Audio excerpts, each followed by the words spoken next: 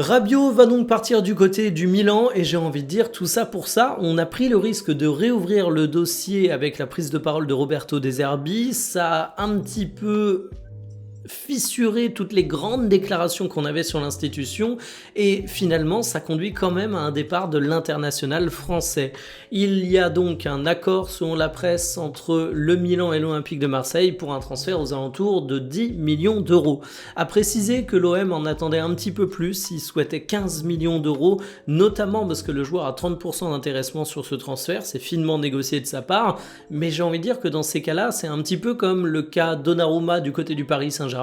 Quand tu pousses un joueur vers la sortie, t'es pas en position de force pour négocier. Il y avait le Milan qui était à l'affût, Allegri y a posé ses valises sur le banc, on sait qu'Allegri est un grand fan du joueur, on sait qu'Allegri avait envie de l'attirer depuis le début du mercato estival, pour lui c'était une opportunité à ne pas manquer, et ils vont donc continuer la bromance qu'ils avaient débutée du côté de la Juventus. Le Milan c'est une belle destination, mais attention, ça reste un club qui sort d'une saison décevante, qui a une petite phase de reconstruction, mais pour Rabiot, c'est notamment l'occasion de jouer avec Luka Modric au milieu de terrain, excusez du peu.